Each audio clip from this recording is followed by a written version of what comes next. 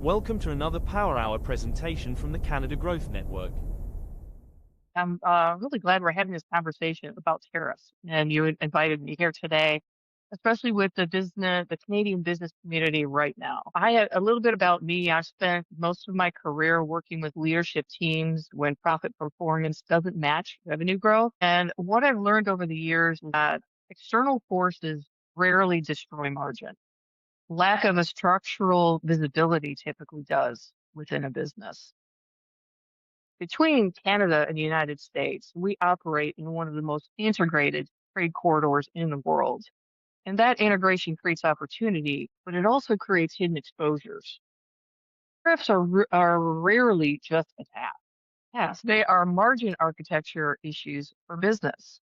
And last year, when we audited data across multiple companies, we averaged a 20 to 40% drawback opportunity due to miscoding, misclassifications, overpayments, and structured financial errors. And it's not a policy issue, it's a visibility issue into the actual tariffs themselves.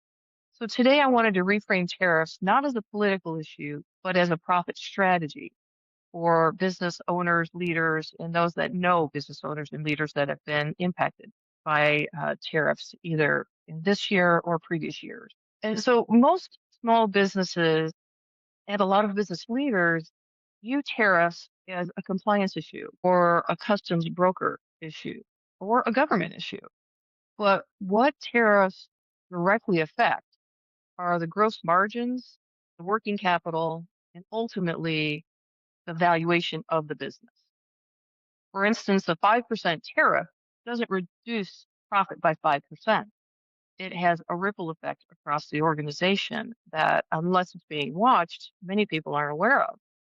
It reduces your gross margin immediately. It increases cash tied up in your inventory. It often cannot be passed through to customers instantly. As we all know, we have systems and processes and software. We have to make those adjustments. We also have contracts that have to be considered. There are so many variables that need to be considered.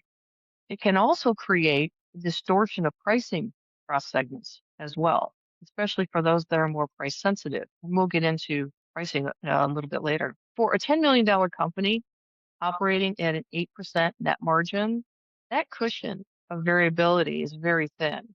Even with a small increase in landed costs, can materially reduce the profit in that organization. So if you're an organization that currently imports or exports, the question I have for you is, do you know your fully loaded landed cost per SKU item in your portfolio of SKUs? It's not just the invoice price, it's not just the freight. The full landed cost, including duties, compliance, and working capital impacts. The question isn't, do tariffs exist? They exist, they're always going to exist. The question is whether the leadership in the business understands the full financial ripple effect of each of them. And so I'd like to break it down. When a tariff or a duty increases, the very first thing that happens is the landed cost rises immediately. Secondly, inventory valuation increases. Third, duties are paid upfront before revenue is collected. Fourth, pricing adjustments lag.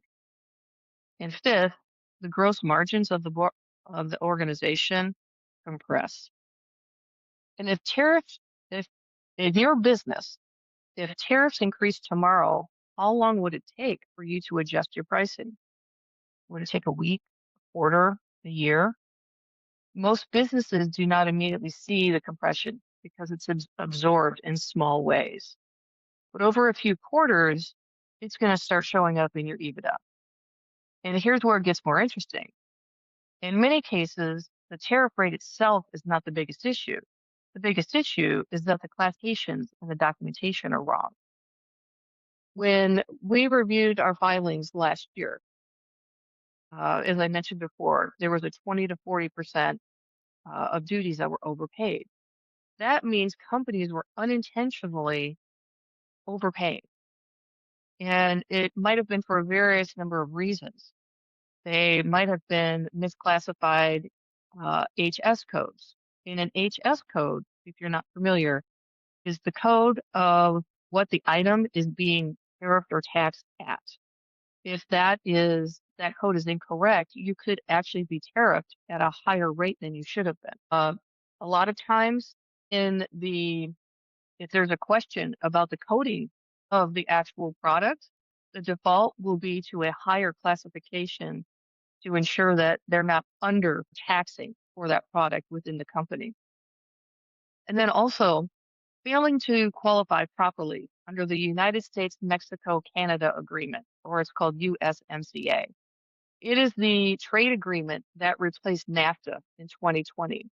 And in that agreement, it identifies if you fall within the agreements within that contract, your tariffs are reduced or eliminated completely. So it's critically important the HS classification of the product is correct and the filing for USMCA compliance is correct. Additionally, missing drawback opportunities on re-exported goods. A lot of times people don't realize when a tariff changes, the structure or the requirements of the tariff change, there is a small window of time where you can actually apply for recovery from previously paid tariffs. So every time a tariff changes, saying we need to reevaluate, is there an opportunity that we can go and draw back some of the tariffs we already paid? Then also, a lot of times businesses do not double check what their broker filings are doing. They're not auditing their broker filings. Brokers their priority is the compliance in moving the goods across borders. They want to make sure everything's compliant. They're not focusing on optimization of the products across the borders. So the question I would pose to business leaders is, have you reviewed your HS classifications in the last 2 years? If the answer is no, there's probably a good opportunity that you have significant funds and capital that can be drawn back from that. Many small businesses are unintentionally financing the government through overpayments, and most don't know it. Another question I have is if you could recover just 20% of tariff duties that you paid last year, what would that mean for your EBITDA this year? And then lock in the optimization of those tariffs for your organization. That drawback and that compounding additional capital is significant in most organizations. There's 3 mistakes that I see commonly repeated in businesses between that 1 million to 20 million in annual recurring revenue range. The first mistake I touched on a little bit is that assuming the brokers are optimizing for profit. They're not responsible for margin optimization. Leadership teams must own the economic impact of trade classifications. If no one strategically reviews the codes, the origin documentation, and duty structures internally, leakages occur quietly and sometimes year over year over year. The second mistake I see is treating tariffs as temporary. Cross volatility between Canada and the United States is no longer episodic. It's structural and it's not going anywhere. They predict the volatility is going to continue for a little bit, and we don't know how long the volatility will continue for. Smart companies are scenario planning. So they're modeling what happens if the duty increases 5%? What happens if they decrease? How fast can we respond? What happens if our sourcing shifts from the US to another country or from Canada to another country? The companies that are modeling the risk exposure before reacting are the ones that are preserving the margins in their organization. With the tariffs that were implemented last year, a lot of organizations were caught on their heels because they were implemented so quickly. Typically, tariffs are implemented with a planned approach in a timeline that can accommodate that. Because of the speed of the implementation of those tariffs, most organizations were left to pay the tariffs and to do it very quickly. That created a tremendous opportunity for the misclassifications, the compliance, all of that to fall to the wayside in the effort to align and adhere to the instantaneous tariffs that were implemented. The third area that I see most common is ignoring the working capital impact. And this is the most overlooked issue. Duties are paid before revenue is ever collected. That extends the cash conversion cycle. It increases the amount of capital tied up in inventory. And for smaller companies with limited liquidity buffers, this creates real stress. I've talked to small business owners where some of these tariffs put them in a significant financial position where they may not be able to stay in business because of the tariffs. And we're looking at different financial options for them. Many leaders monitor net income monthly. They don't monitor how the tariff shift affects the cash velocity. And that's something that we're helping to quickly change and create insight within their businesses and where the tariffs are within that cycle of their business. And the cash strain often shows up before the profit erosion. The cash strain will be immediate. The profit erosion is going to take time to actually show up on the financial statement. And specifically between Canada and the US corridor, we frequently see the USMCA qualification errors that they should be qualified for it and they're not. The country of origin documentation that a lot of times we see is inaccurate.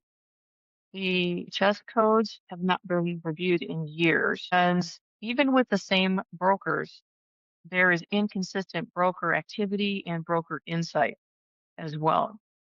And then again, the overpayment due to conservative classification. That overpayment is something that I pay close attention to because that just is one of those challenges we really need to get our arms around to not overpay out of caution, but pay the exact amount out of data and having that information so you're making a very clear decision and we're not refinancing anyone else. In smaller organizations, trade data sits somewhere between finance and operations, and no one owns it strategically. Where no one owns it, no one's looking at it, no one's optimizing for it. And that's where those high numbers of drawback recoveries come from. And it's not because the companies are reckless, it's because they're busy running their businesses. And the tariffs are something that used to be a set it and forget it. And now it is come to the forefront where a lot of times people don't know how to optimize and how to manage it in a much quicker cycle, as we've seen. And some of the insights that most small businesses don't realize is that tariff leakage is often self-inflicted. The biggest margin loss is frequently miscoded and misclassifications, not the tariff rate itself. Secondly, the tariffs can hit cash before they hit the income statement. And liquidity stress is the early warning sign. And most business owners I know, their cash flow is the priority of their business, where it should be. I talk to many business owners where the cash flow isn't the primary focus of their business. They're focusing on running their business and fulfilling their clients' requests. And the finances oftentimes are not as much of a priority as they should be. The smaller businesses and the larger businesses should be running their businesses by the numbers, by the finances, sometimes every morning. It is not unrealistic or unreasonable to request your financial status every single morning before you start your day. As a business owner, you should be aware of that. And then also, what is making up those numbers on those financial statements that you're seeing every morning? Not just the summary, but the details behind it. Not that you have to know them, but you do have to understand them and know where they come from. And that's where someone with financial background, whether it's your accountant or a tax strategist, but someone in the financial space should be explaining those numbers in detail. And the business owner or leader should be questioning what makes up these summary numbers as well. And then the third area that smaller businesses, we tend to see a lot of activity is the buyers discount fragility more than cost. If a company is highly dependent on cross-border inputs, has no risk modeling or classification discipline, valuation is going to suffer. And it's not the tariff percentage, it's the structural exposure. So I hope that I have shared information that was valuable to everyone. I presented some questions that helped you better understand tariff management as a whole, maybe in your own organization or your client or colleagues' organizations, and maybe triggered some questions as well. In closing, trade environment between Canada and United States has never been more volatile. And the advantage does not go to the lowest cost operator. It goes to the most structurally informed operator. Tariffs are one lever of profit strategy. There's pricing strategy, cost to serve analysis, working capital disciplines, supplier diversification, and trade data ownership, just to name a few. When leadership quantifies these levers together, margin stabilization, even margin stabilizes even in volatility, and clarity precedes. The companies that design their profit architecture intentionally outperform those reacting to the headlines. Thank you for watching. We host a free to attend session every Monday from 1 to 2 p.m. Eastern.